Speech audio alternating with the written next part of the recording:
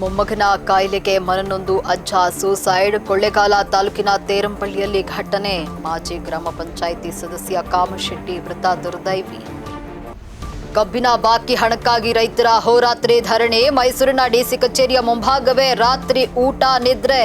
ಬಾಕಿ ಹಣ ಪಾವತಿಯಾಗುವವರೆಗೂ ಪ್ರತಿಭಟನೆ ನಿಲ್ಲಲ್ಲ ಎಂದು ಆಕ್ರೋಶ.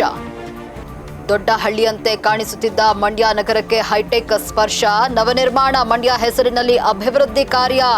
ಸ್ಟೈಲಿಶ್ ಬ್ರಿಕ್ಸ್, ಶೋ ಗಿಡಗಳಿಂದ ಕಂಗೊಳಿಸುತ್ತಿರುವ ಸರ್ಕಲ್ಗಳು.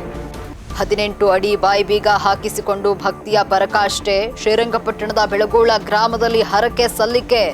18 ಅಡಿ ಸರಳಿನ ಬಾಯಿ ಬೀಗ ಹಾಕಿಸಿಕೊಂಡ್ರು ತೊಟ್ಟಿಕ್ಕದ ರಕ್ತ. ಸಫಾರಿ ವಾಹನ ಎದುರಿಗೆ ಬಂದ್ರು ಅಂಜದ ಚಿರತೆ. ಪ್ರವಾಸಿಗರ ಮೊಬೈಲ್ ಕ್ಯಾಮೆರಾದಲ್ಲಿ ಖಡಕ್ ವಾಕ್ ಸೆರೆ.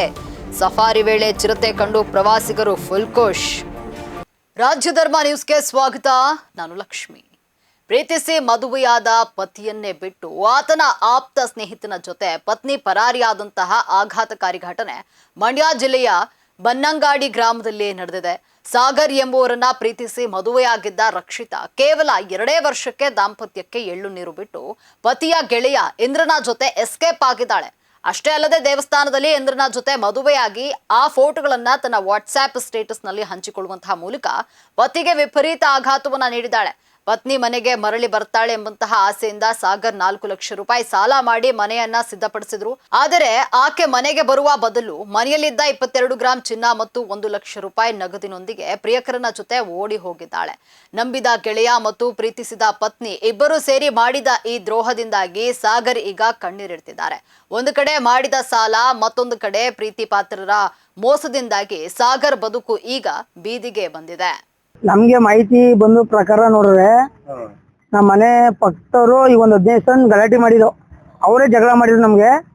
ಆ ಜಗಳಕ್ಕೆ ನಾವು ಕಂಪ್ಲೇಂಟ್ ಕೊಡಿಕ್ ಹೋಗಿದ್ರು. ಕಂಪ್ಲೇಂಟ್ ಕೊಡಿಕ್ ಹೋಗಿದಾಗ ಇವರು ಮನೆಯಲ್ಲಿ ಒಬ್ಳೇ ಇದ್ಲು. ಅವ್ರು ಒಬ್ಳೇ ಇದ್ದಾಗ ಏನ್ ಮಾಡೋರು ಇವರು, ಈ ತರ ಕಂಪ್ಲೇಂಟ್ ಜಗಳ ಮಾಡ್ಕೊ ಹೋಯ್ತು ಅಂದ್ರೆ ನೀನು ಬಹಳ ಹಾಳಾಗೋಯ್ತದೆ, ನೀನು ಇಲ್ಲಿ ಕ್ಷೇಮ ಅಲ್ಲ ಇರೋದು, ನೀನು ಯಾರನ್ನ ಬೇರೆ ಇಷ್ಟಪಡ್ಕೊಂಡು ಪರ್ಮನೆಂಟ್ ಮಾಡ್ಕೊಂಡು ನೀನು ಹೊಂದೋಗು, ಅದಕ್ಕೆ ನಾವು ಹೆಲ್ಪ್ ಮಾಡ್ತೀವಿ, ನಾವು ಹೆಲ್ಪ್ ಮಾಡಿ ನಿನ್ನ ಮದುವೆನೂ ಮಾಡ್ತೀವಿ, ನೀನು ಎಲ್ಲಿ ಬೇಕೋ ಕರ್ಕೊ ತಲುಪಿಸ್ತೀವಿ ಅಂತ ಎಲ್ಲಾನು ಹೇಳಿ ಈ ಹುಡುಗಿನ ಕರ್ಕೊ ಹೋಗಿ ಇವರು ಬೆಂಗಳೂರಲ್ಲಿ ಯಾವುದೋ ಒಂದು ಮನೆ ಮಾಡಿ ಇಡ್ಸ್ತಿ, ಇವರು ಅವರ ಸಂಬಂಧಿಕರು ಮನೆಯೆಲ್ಲ ಇಡ್ಸಿ ಇವಾಗ ಹುಡುಗಿಯ ಮದುವೆ ಮಾಡೋರು ಸಹ. ಆಮೇಲೆ ಏನಪ್ಪಾ ಅಂದ್ರೆ ಈ ತರ ಬೇರೆ ಯಾರಿಗೂ ಫ್ಯಾಮಿಲಿಗೆ ಆಗೋದ್ ಬೇಡ. ಇವರು ಮಾಡಿದಾರೆ ಯಾರು ಅಂದ್ರೆ ನಮ್ಮನೆ ಅಕ್ಕಪಕ್ಕ, ನಮ್ಮ ಮನೆ ಪಕ್ಕದರೆಯ ಪ್ರೆಸೆಂಟ್ ಒಬ್ಬ ಮಾಡಿದನು ವಿವೇಕ, ಅವ್ರ ತಾಯಿ ಜಮುನಾ, ಅವನ ಮಗ ಕಿರಿ ಮಗ ವಿನಯ್, ಅವನ ಗಂಡ ಕೃಷ್ಣೇಗೌಡ, ಇವ್ 4 ಜನ ಸೇರಿ ನಮ್ಮ ಮನೆಯನ್ನು ಹಾಳು ಮಾಡೋರೆ. ಇನ್ನೊಂದು ಮನೆ ಈ ತರ ಹಾಳೋಗೋದ್ ಬೇಡ ಸಹ. ಇವ್ರ ಮೇಲೆ ಕಠಿಣ ಶಿಕ್ಷೆಯನ್ನು ತಗೋಬೇಕು, ನೀವು ಕ್ರಮ ತಗೋಬೇಕು. ನಮ್ ನ್ಯಾಯ ಕೊಡ್ಸ್ಕೊಂಡು ನಾವು ಬಿಡಲ್ಲ ಸಹ ಇವ್ರನ್ನ. ನಾವು ಬೇರೆ ಬೇರೆ ಇದಕ್ಕೆಲ್ಲ ಹೋಗ್ತೀವಿ. ಇವರು ನಾವು ಹುಡುಗಿಗೆ ಅವ್ರಿಗೆ ಏನು ಅಂತಾನೆ ಗೊತ್ತಿರ್ಲಿಲ್ಲ.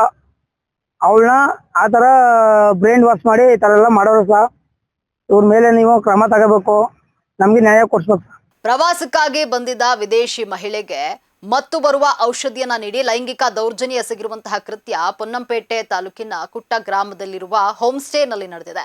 ವಾಷಿಂಗ್ಟನ್ ಮೂಲದ ಮಹಿಳೆ ಮೇಲೆ ಲೈಂಗಿಕ ದೌರ್ಜನ್ಯ ನಡೆಸಲಾಗಿದ್ದು ಏಪ್ರಿಲ್ 19ರಂದು ನಡೆದ ಘಟನೆ ತಡವಾಗಿ ಬೆಳಕಿಗೆ ಬಂದಿದೆ. ಜಾರ್ಖಂಡ್ ಮೂಲದ ವೃಜೇಶ್ ಕುಮಾರ್ ವಿರುದ್ಧ ಆರೋಪ ಕೇಳಿಬಂದಿದ್ದು ಮೈಸೂರಿಗೆ ಬಂದು ಸಂತ್ರಸ್ತೆ ದೂರು ನೀಡಿದ್ದಾರೆ. ನಂತರ ಕೇಸನ್ನ ಕುಟ್ಟ ಪೊಲೀಸ್ ಠಾಣೆಗೆ ರವಾನಿಸಲಾಗಿದ್ದು ಪ್ರಕರಣ ಕುರಿತು ತನಿಖೆ ಆರಂಭಿಸಿದ ಪೊಲೀಸರು ಹೋಮ್ ಸ್ಟೇ ಮಾಲೀಕ ವಿಶಾಲ್ ಬ್ರಿಜೇಶ್ ಅನ್ನ ವಶಕ್ಕೆ ಪಡೆದಿದ್ದಾರೆ.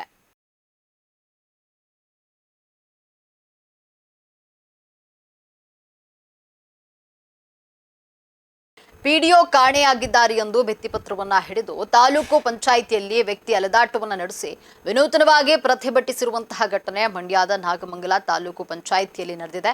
ತಾಲೂಕಿನ ಕ್ಯಾತನಹಳ್ಳಿ ಗ್ರಾಮ ಪಂಚಾಯಿತಿ ಪಿಡಿಒ ತನ್ನ ಕಾಮಗಾರಿಯ ಫೋರ್ಜರಿ ಬಿಲ್ ಮೂಲಕ ಹಣವನ್ನ ಪಡೆದು ನಾಪತ್ತೆಯಾಗಿದ್ದಾನೆ ಎಂದು ಆರೋಪಿಸುತ್ತಿರುವ ಗ್ರಾಮದ ಯೋಗೇಶ್ 15ನೇ ಹಣಕಾಸು ಯೋಜನೆ ಅಡಿಯಲ್ಲಿ ಗ್ರಾಮದಲ್ಲಿ ಯೋಗೇಶ್ ಕಾಮಗಾರಿಯನ್ನ ನಡೆಸಿದ್ದು ಪಿಡಿಒ ಆಗಿದ್ದ ಮಲ್ಲೇಶ್ ತಾನೇ ಯೋಗೇಶ್ ಸಹಿಯನ್ನ ಫೋರ್ಜರಿ ಮಾಡಿ ಬಿಲ್ ಮಾಡಿಸಿ ಹಣವನ್ನ ಲಪಟಾಯಿಸಿದ್ದಾನೆ ಎಂದು ಆಕ್ರೋಶವನ್ನ ಹೊರಹಾಕಿದ್ದಾರೆ. ಇನ್ನು ಈ ಬಗ್ಗೆ ತಾಲೂಕು ಪಂಚಾಯಿತಿ ಮತ್ತು ಜಿಲ್ಲಾ ಪಂಚಾಯಿತಿ ದಾಖಲೆ ಸಮೇತ ದೂರು ನೀಡಿದ್ದೇನೆ, ಆದ್ರೂ ನನಗೆ ನ್ಯಾಯ ಕೊಡಿಸಲಿಲ್ಲ, ಆ ಪಿಡಿಒ ಅಧಿಕಾರಿ ಸಿಕ್ಕಿಲ್ಲ ಎಂದಿದ್ದಾರೆ. ಆದ್ದರಿಂದ ಪಿಡಿಒ ಕಾಣೆಯಾಗಿರುವ ಭಿತ್ತಿಪತ್ರವನ್ನ ಹಿಡಿದು ಪ್ರತಿಭಟಿಸುತ್ತಿದ್ದೇನೆ ಎಂದಿದ್ದಾರೆ.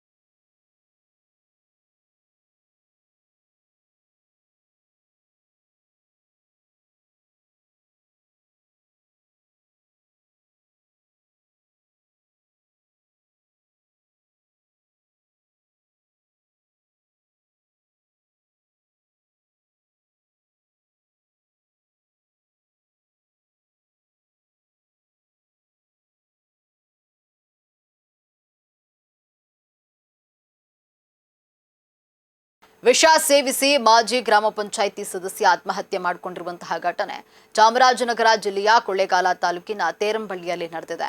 ಕಾಮಶೆಟ್ಟಿ ಆತ್ಮಹತ್ಯೆಗೆ ಶರಣಾದಂತಹ ಮೃತ ದುರ್ದೈವಿಯಾಗಿದ್ದು, ತಮ್ಮ ಮೊಮ್ಮಗನಿಗೆ ಅನಾರೋಗ್ಯ ಹಿನ್ನೆಲೆ ಖಾಸಗಿ ಆಸ್ಪತ್ರೆಯಲ್ಲಿ ಚಿಕಿತ್ಸೆಯನ್ನು ಕೊಡಿಸ್ತಾ ಇದ್ರು. ಆದರೂ ಆರೋಗ್ಯದಲ್ಲಿ ಸುಧಾರಣೆ ಕಾಣದ ಹಿನ್ನೆಲೆ ಮನನೊಂದು ಕಾಮಶೆಟ್ಟಿ ಕ್ರಿಮಿನಾಶಕವನ್ನ ಸೇವಿಸಿದ್ದಾರೆ. ಅಸ್ವಸ್ಥರಾಗಿದ್ದ ಇವರನ್ನ ಸ್ಥಳೀಯರು ಆಸ್ಪತ್ರೆಗೆ ದಾಖಲಿಸಿದ್ದು, ಹೆಚ್ಚಿನ ಚಿಕಿತ್ಸೆಗಾಗಿ ಮೈಸೂರಿಗೆ ಕೊಂಡೊಯ್ಯುವ ವೇಳೆ ಮಾರ್ಗ ಮಧ್ಯದಲ್ಲಿ ಕಾಮಶೆಟ್ಟಿ ಸಾವನ್ನಪ್ಪಿದ್ದಾರೆ. ಇನ್ನು ಈ ಕುರಿತಂತೆ ಅಗರ ಮಾಂಬಳ್ಳಿ ಪೊಲೀಸ್ ಠಾಣೆಯಲ್ಲಿ ಪ್ರಕರಣ ದಾಖಲಾಗಿದೆ.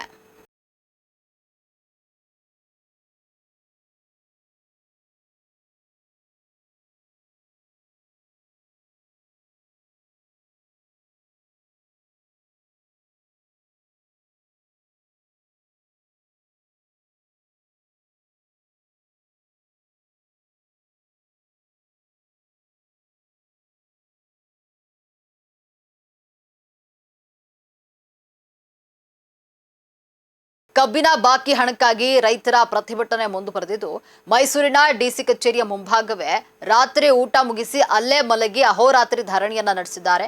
ರಾಜ್ಯ ಕಬ್ಬು ಬೆಳೆಗಾರರ ಸಂಘದಿಂದ ಕುರುಬೂರು ಶಾಂತಕುಮಾರ್ ನೇತೃತ್ವದಲ್ಲಿ ಪ್ರತಿಭಟನೆ ನಡೀತಾ ಇದ್ದು, ಕಬ್ಬಿನ ಬಾಕಿ ಹಣ ಪಾವತಿ ಆಗುವವರೆಗೆ ಪ್ರತಿಭಟನೆ ಕೈಬಿಡುವುದಿಲ್ಲ ಎಂದು ರೈತರು ಆಕ್ರೋಶವನ್ನು ಹೊರಹಾಕಿದ್ದಾರೆ.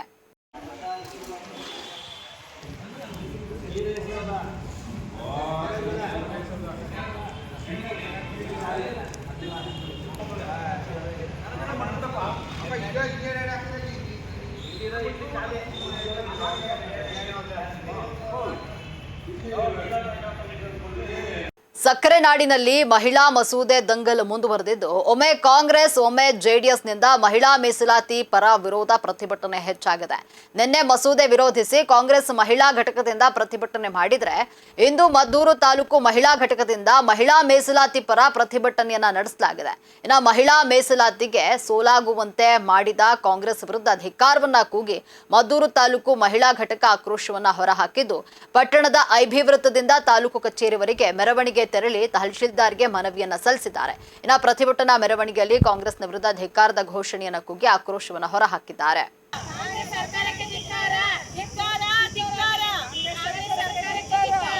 ಮೀಸಲಾತಿಯನ್ನು ಕಿತ್ಕೊಂಡಿರೋ ಕಾಂಗ್ರೆಸ್ ಸರ್ಕಾರಕ್ಕೆ,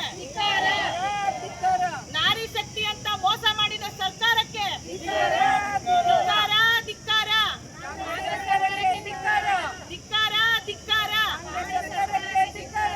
ಗೃಹಲಕ್ಷ್ಮಿ ಹಣನ ಕೊಟ್ಬಿಟ್ಟು ದೊಡ್ಡ ಮೊತ್ತದ ರಿಸರ್ವೇಶನ್ ಅನ್ನ ವಿರೋಧ ಮಾಡಿದ ಕಾಂಗ್ರೆಸ್ ಸರ್ಕಾರಕ್ಕೆ ಧಿಕ್ಕಾರ. ಇವತ್ತು ನಮ್ಮ ಮದ್ದೂರು ಮಹಿಳಾ ತಂಡದಿಂದ, ಜೆಡಿಎಸ್ ಮಹಿಳಾ ತಂಡದಿಂದ ನಾವು ಈ ಪ್ರತಿಭಟನೆ ಹಮ್ಮಿಕೊಂಡಿದ್ದೀವಿ. ಮಹಿಳಾ ಮೀಸಲಾತಿ ವಿರೋಧಿ ಕಾಂಗ್ರೆಸ್ ಸರ್ಕಾರಕ್ಕೆ ಧಿಕ್ಕಾರ ಕೊಡ್ತಾ ಇದ್ದೀವಿ. ಕಾರಣ ಇಷ್ಟೇ, ನಿಮ್ಮೆಲ್ಲರಿಗೂ ಗೊತ್ತಿರೋ ಹಂಗೆ 27 ವರ್ಷದಿಂದ ಸತತವಾಗಿ ಕಾಯ್ತಾ ಇದ್ದೀವಿ ನಾವು ಮಹಿಳೆಯರು, ನಮಗೊಂದು ರಿಸರ್ವೇಶನ್ ಸಿಗುತ್ತೆ, ನಮಗೊಂದು ಮೀಸಲಾತಿ ಸಿಗುತ್ತೆ ಅಂತ. ಇಷ್ಟಿಷ್ಟು ಉದ್ದ ಪತ್ರಿಕಾಗೋಷ್ಠಿ ಮಾಡ್ತಿರಲ್ಲ ಸರ್, ನಾರಿ ಶಕ್ತಿ, ಮಹಿಳೆಯರ ಧ್ವನಿ ಅಂತ. ಎಲ್ಲೋದ್ರಿ ಕಾಂಗ್ರೆಸ್ ಸರ್ಕಾರದ ಮಹಿಳಾ ಮಣಿಗಳೆಲ್ಲ ಎಲ್ಲೋ ಕೂತಿದ್ದೀರಾ ಮೇಡಮ್? ಎಲ್ಲ ಹೋಗಿ ಅಡುಕೊಂಡಿದ್ದೀರಾ ಮೇಡಮ್? ನೀವು ಮಹಿಳೆಯರೇ ತಾನೆ, ನೀವು ಒಂದು ಧ್ವನಿ ಆಗ್ಬೇಕು ತಾನೆ. ಹೇಗೆ ಸುಮ್ಮನಿದ್ರಿ ನೀವು? ಈ ಮಹಿಳಾ ಬಿಲ್ನ ಪಾಸ್ ಮಾಡದೇ ಇದ್ದಾಗ ಹೇಗೆ ಸುಮ್ಮನಿದ್ರಿ ಮೇಡಮ್? ನೀವು ಎಲ್ಲ ಮಹಿಳೆಯರೇ ತಾನೆ. ನಾವು ಕೇಳ್ತಾ ಇರೋದು ಒಂದೇ ಪ್ರಶ್ನೆ ಸರ್, ನಮ್ಮ ಒಂದು ಮಹಿಳಾ ಮೀಸಲಾತಿ ಬಿಲ್ಗೆ ವಿರೋಧ ಯಾಕೆ ನಮಗೆ ಈ ಧೋರಣೆ? ನಮ್ಮ ಒಂದು ಎಂಪವರ್ಮೆಂಟ್, ವಿಮೆನ್ ಎಂಪವರ್ಮೆಂಟ್ ಅನ್ನೋದು ಆಗೋದೇ ಬೇಡವಾ? ಅಂದ್ರೆ ಮಹಿಳೆಯರು ನಿಮ್ಗೆ ಲೋಕಸಭೆ ವಿಧಾನಸಭೆಯಲ್ಲಿ ಬರೋದೇ ಬೇಡವಾ? ಯಾಕೆ ಈ ನಮ್ಗೆ ಮಲ್ತಾಯಿ ಧೋರಣೆ ಮಾಡ್ತಿದ್ದೀರಾ? ಇಷ್ಟು ವರ್ಷದಿಂದ ಕಾದಿ ಒಂದು ಮೂಮೆಂಟ್ ನಾವು ಕಾಯ್ತಾ ಇದ್ವಿ, ರಿಸರ್ವೇಶನ್ ಬಿಲ್ ಪಾಸ್ ಆಗುತ್ತೆ ಅಂತ. ಈಗಲೂ ಕೂಡ ಇದೇ ಮೋಸ ಮಾಡಿ ನಮ್ಗೆ ಇನ್ನ 10-15-20 ವರ್ಷ ಕಾಯೋ ಹಾಗೆ ಮಾಡ್ಬಿಟ್ಟಿದ್ದೀರಾ. ಮತ್ತೆ ನಾವ್ ಏನ್ ಮಾಡ್ಬೇಕು ಅಂತ ನಿಮ್ ಅರ್ಥ? ನೀವು 2,000 ರೂಪಾಯಿ ಕೊಟ್ಬಿಟ್ಟು ಮಹಿಳೆಯರನ್ನೆಲ್ಲ ಬುಟ್ಟಿಗೆ ಹಾಕೋಬಹುದು ಅಂತ ಅನ್ಕೊಂಡಿದ್ದೀರಾ? ಅದು ಶತಸಿದ್ಧ ಅಂತ ಅನ್ಕೊಂಡ್ಬಿಟ್ಟಿದ್ದೀರಾ. ಆದ್ರೆ ಮಹಿಳೆಯರು ಇರೋರ್ಗೆ ಎಲ್ರಿಗೂ ಗೊತ್ತು ನೀವು ಮಾಡ್ತಾ ಇರೋದು ತಪ್ಪು ಅಂತ. ಎಲ್ಲೋ ಒಂದು ಗೃಹಲಕ್ಷ್ಮಿ ಯೋಜನೆನ ನೀವೇನೋ ಇದನ್ನ ದೊಡ್ಡ ಬಿಲ್ಲು ಅಂದ್ರೆ ಏನೋ ಅಂತಾರಲ್ಲ, ಒಂದ್ ಚಿಕ್ಕ ಆಸೆ ತೋರಿಸಿ ದೊಡ್ಡದನ್ನ ಮರೆಮಾಚೋದು ಅಂತ ಹಾಗೆ ಮಾಡಿ ನಮಗೆ ತುಂಬಾ ಮೋಸ ಮಾಡಿದೀರಾ. ಇಲ್ಲಿರೋ ನಾರಿ ಶಕ್ತಿ ಅಂತ ನೀವೇನ್ ಹೇಳ್ತೀರಾ, ನಾರಿ ಶಕ್ತಿಗೆ ದೊಡ್ಡ ಒಂದು ಸೋಲಾಯಿತು. ನಮ್ಮ ಪ್ರಿಯಾಂಕಾ ಗಾಂಧಿ ಮೇಡಮ್ ಅವರೊಂದು ಮಾತು ಹೇಳ್ತಾರೆ, ಈ ಬಿಲ್ ನಾವು ಪಾಸ್ ಮಾಡಿದ್ರೆ ನಮಗೆ ತುಂಬಾ ಸಂತೋಷ ಆಯ್ತು, ಪ್ರಜಾಪ್ರಭುತ್ವ ಇವತ್ತು ಗೆಲ್ತು ಅಂತ ಹೇಳಿದ್ರು. ಆಚೆ ಬಂದು ಇದು ಒಂದು ಸ್ಟೇಟ್ಮೆಂಟ್ ಸರ್, ಆಚೆ ಗೆಲ್ತು ಅಂತ ಹೇಳಿದ್ರೆ ಏನ್ ಅರ್ಥ? ಅವರು ಒಬ್ಬ ಮಹಿಳೆಯಾಗಿ ಒಬ್ಬ ಮಹಿಳೆ ಬಿಲ್ನ ಮೀಸಲಾತಿನ ವಿರೋಧ ಮಾಡ್ತಾರೆ ಅಂದ್ರೆ ಇದು ಎಷ್ಟು ಮಟ್ಟಕ್ಕೆ ಇದು ಸಮಂಜಸ ಅಂತ ನಾವು ಕೇಳೋದು ಸರ್. ಇನ್ನೊಂದು 60 ವರ್ಷಗಳ ಕಾಲ ಕಾಂಗ್ರೆಸ್ ಅವರಿಗೆ ಸರ್ಕಾರ ಇತ್ತು ಸರ್. ಏನ್ ರಣ ಬಿಸಿಲಿನಲ್ಲಿ 18 ಅಡಿ ಉದ್ದದ ಸರಳಿನ ಬಾಯಿ ಬೀಗ ಹಾಕಿಸಿಕೊಂಡು ಭಕ್ತರು ಭಕ್ತಿಯ ಪರಾಕಾಷ್ಠೆಯನ್ನ ಮೆರೆದಿರುವ ಘಟನೆ ಮಂಡ್ಯದ ಶ್ರೀರಂಗಪಟ್ಟಣ ತಾಲೂಕಿನ ಬೆಳಗೋಳ ಗ್ರಾಮದಲ್ಲಿ ನಡೆದಿದೆ. ಬೆಳಗೋಳದಲ್ಲಿ ವಿಜೃಂಭಣೆಯಿಂದ ಬಣ್ಣಾರಿ ಮಾರಿಯಮ್ಮನ ಕರಗ ಮಹೋತ್ಸವ ನಡೆದಿದ್ದು, ಹರಕೆ ಹೊತ್ತಿರುವ ಭಕ್ತರು 18 ಅಡಿ ಉದ್ದದ ಸರಳಿನ ಬಾಯಿ ಬೀಗವನ್ನು ಹಾಕಿಸಿಕೊಂಡು ಆಂಜನೇಯ ದೇಗುಲದಿಂದ ಬಣ್ಣಾರಿ ಮಾರಿಯಮ್ಮನ ದೇಗುಲದವರೆಗೂ ಮೆರವಣಿಗೆಯನ್ನ ಹೋಗಿದ್ದಾರೆ. ಆದರೂ ಭಕ್ತರ ದೇಹದಿಂದ ಒಂದು ಹನಿ ರಕ್ತವೂ ಕೂಡ ತೊಟ್ಟಿಕ್ಕದಿರುವುದು ಅಚ್ಚರಿಯನ್ನ ಮೂಡಿಸಿದ್ದು, ಮೆರವಣಿಗೆ ಉದ್ದಕ್ಕೂ ಬಾಯಿ ಬೀಗ ಹಾಕಿಸಿಕೊಂಡವರ ಕಾಲು ಮುಟ್ಟಿ ಜನರು ನಮಸ್ಕಾರವನ್ನ ಮಾಡಿದ್ದಾರೆ.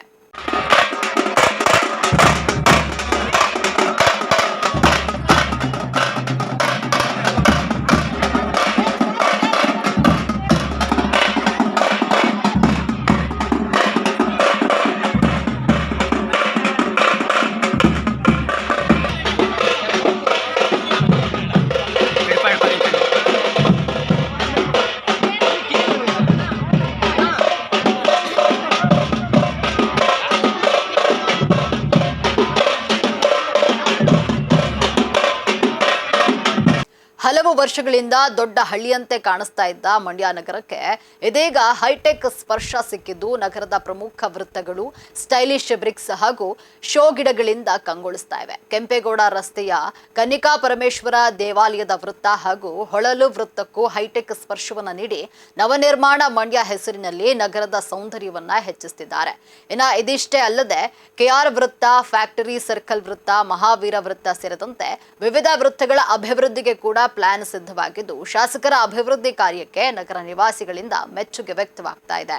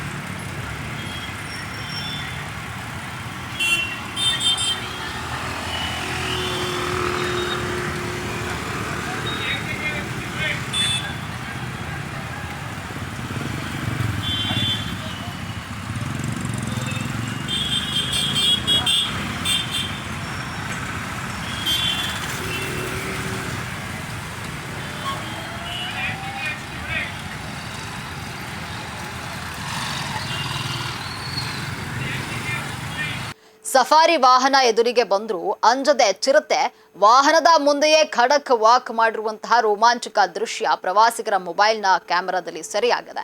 ಬಂಡೀಪುರ ಹುಲಿ ಸಂರಕ್ಷಿತ ಪ್ರದೇಶದ ಸಫಾರಿ ವೇಳೆ ಚಿರತೆಯ ಗಾಂಭೀರ್ಯ ನಡಿಗೆಯನ್ನ ಕಂಡ ಪ್ರವಾಸಿಗರು ಫುಲ್ ಖುಷಿಯಾಗಿದ್ದು, ಸದ್ಯ ಈ ವಿಡಿಯೋ ಸೋಷಿಯಲ್ ಮೀಡಿಯಾದಲ್ಲಿ ವೈರಲ್ ಆಗ್ತಾ ಇದೆ.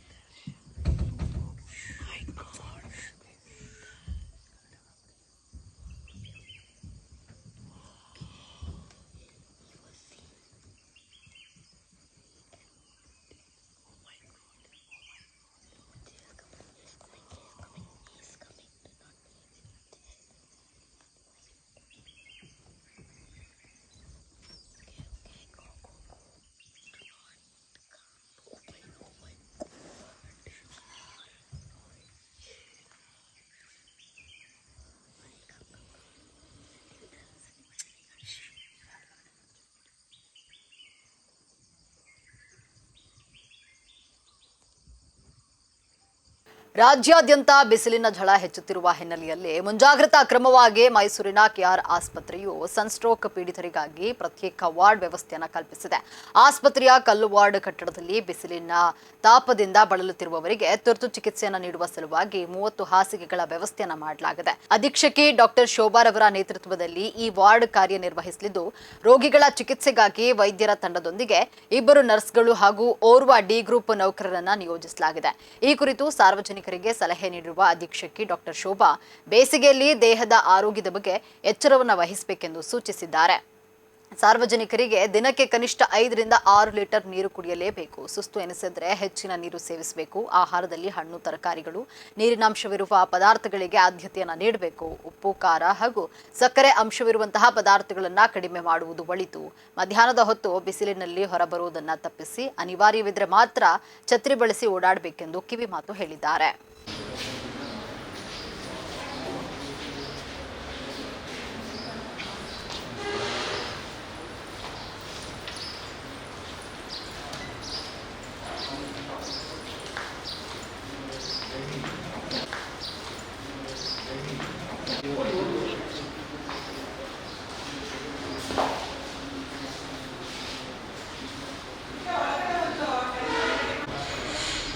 ಇನ್ನು ನೆಕ್ಸ್ಟ್ ವೀಕ್ ಇದ್ರೆ ಇಲ್ಲಿ ಪಕ್ಕದ ಸ್ಪೆಷಲ್ ವಾರ್ಡ್ ಇದೆ. ಅಕಸ್ಮಾತ್ ಏನಾದರೂ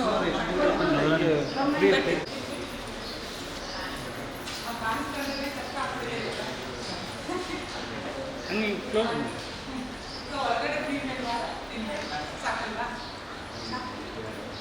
ನೀವು ಹೋಗಿದ್ದೆ ಅಲ್ವಾ?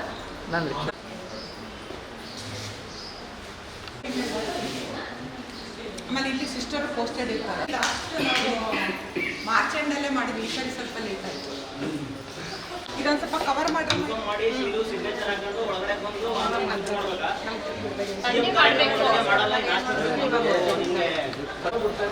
ಕ್ಯಾಮ್ರಾ ನೋಡಿ ಅಲ್ಲ, ಅದು ಓಟಿಗೆ ಇನ್ಸ್ಟ್ರೂಮೆಂಟ್ ತಗೊಂಡ್ಬರ್ತಾರೆ ಆಪರೇಷನ್ಗೆ. ಅದನ್ನ ಹೇಳಿರೋದು ಮೀಡಿಯಾದವ್ರು ಬಂದ್ರೆ ನಮ್ಗೆ ಇನ್ಫಾರ್ಮ್ ಮಾಡಿ ಗಲಾಟೆ ಬಿಡಬೇಡಿ ಅಂತ. ಅದೇ ನೀವು ಇನ್ಫಾರ್ಮ್ ಮಾಡಿದ್ಮೇಲೆ ಯಾರ್ಯಾರೋ ಬರ್ತಾರೆ ಸರ್, ಕಾಂಜಿ ಪಿಜಿಗಳೆಲ್ಲ ವಿಡಿಯೋ ಮಾಡ್ತಾರೆ. ಅದಕ್ಕೋಸ್ಕರ ಹಂಗೆ ಹೇಳಿ. ಅಯ್ಯೋ ಸರ್, ಅಲ್ಲ ನೋಡಿ, ಮೊನ್ನೆ ಯಾರೋ ಮಾಡಿದ್ದಾರೆ ನೋಡಿ. ಇನ್ನು ಈ ಕುರಿತು ನಮ್ಮ ಪ್ರತಿನಿಧಿ ರಾಜೇಶ್ ನಡೆಸಿರುವ ವಾಕ್ ಥ್ರೂ ಇಲ್ಲಿದೆ. ರಾಜ್ಯದಲ್ಲಿ ದಿನದಿಂದ ದಿನಕ್ಕೆ ಬಿಸಿಲ ಬೇಗೆ ತೀವ್ರಗೊಂಡಿರ್ತಕ್ಕಂಥ ಹಿನ್ನೆಲೆಯಲ್ಲಿ ಒಂದು ಕಡೆ ಈಗ ಏನು ಮೈಸೂರಿನ ಕೇರ್ ಆಸ್ಪತ್ರೆಯಲ್ಲಿ ಪ್ರತ್ಯೇಕವಾದಂಥ ಈಗ ಸನ್ ಸ್ಟ್ರೋಕ್ ವಾರ್ಡನ್ನು ಕೂಡ ಈಗ ತೆರೆದಿರ್ತಕ್ಕಂಥದ್ದು ನಾವೀಗ ನೋಡ್ಬೋದು. ಏನು ಪ್ರತ್ಯೇಕವಾಗಿ ಈಗ ಏನು ಕೇರ್ ಆಸ್ಪತ್ರೆಯಲ್ಲಿ ಈ ಒಂದು ಸನ್ ಸ್ಟ್ರೋಕ್ ವಾರ್ಡನ್ನು ತೆರೆದಿರ್ತಕ್ಕಂಥದ್ದು. ಯಾರೇ ಏನೋ ಜಿಲ್ಲೆಯಾದ್ಯಂತ ಏನು ತೀವ್ರಗೊಂಡಂಥ ಬಿಸಿಲಿನಿಂದಾಗಿ ಈಗ ಸದ್ಯಕ್ಕೆ ಸನ್ ಸ್ಟ್ರೋಕ್ಗೆ ಒಳಗಾಗ್ತಕ್ಕಂಥದ್ದು, ಅಂದರೆ ಡಿಹೈಡ್ರೇಷನ್ಗೆ ಒಳಗಾಗ್ತಕ್ಕಂಥ ಒಂದು ಏನು ಅಂಥ ಒಂದು ಪೇಷೆಂಟ್ಗಳು ಬಂದಂಥ ಸಂದರ್ಭದಲ್ಲಿ ಅವರಿಗಾಗಿ ಅಂತ ಹೇಳಿ ಈಗ ಸದ್ಯಕ್ಕೆ ಪ್ರತ್ಯೇಕವಾದ ಸುಮಾರು 30 ಬೆಡ್ಗಳನ್ನು ಈಗ ವ್ಯವಸ್ಥೆ ಮಾಡಿರ್ತಕ್ಕಂಥದ್ದು. ಏನೀಗ ಸದ್ಯಕ್ಕೆ ರಾಜ್ಯಾದ್ಯಂತ ಬಹಳ ತೀವ್ರ ಸ್ವರೂಪದ ತಾಪಮಾನ ಏರಿಕೆಯಾಗಿರ್ತಕ್ಕಂಥದ್ದು. ಈ ಹಿನ್ನೆಲೆಯಲ್ಲಿ ಸಾಕಷ್ಟು ಒಂದು ಕಡೆ ಈಗ ತಂಪು ಪಾನೀಯಗಳ ಜೊತೆ ಮೊರೆ ಹೋಗ್ತಕ್ಕಂಥದ್ದು.